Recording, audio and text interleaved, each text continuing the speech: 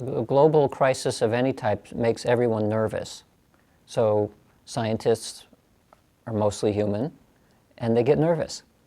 I think the problem with global crises is that from each individual's point of view, it becomes difficult to know what do I do about it. So you see this a little bit among environmental scientists who have been saying, I've told you so for 30 years and no one's been listening. Well, now they're beginning to listen. And when you hear them interviewed, they're all kind of depressing. You know, they say, well, it's too late.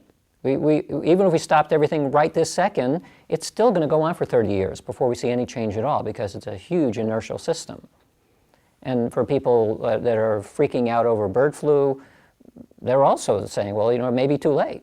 So almost at every stage where science is concerned by global events about what do you do as an individual, it's not so easy.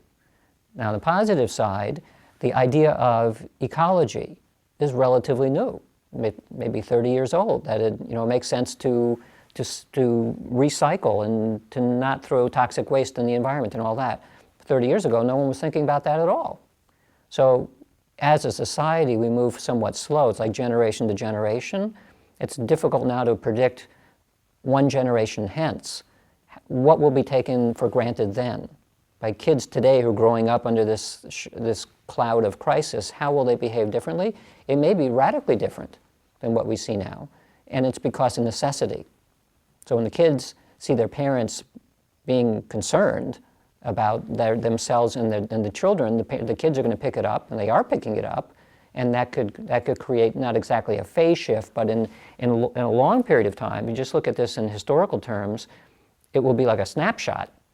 You know, 30 years ago, everybody was smoking and drinking and not paying any attention to the environment at all. 60 years from there, the world would look completely different in terms of the way that people behave, but it also might be too late. I hope it's not too late, but we'll see.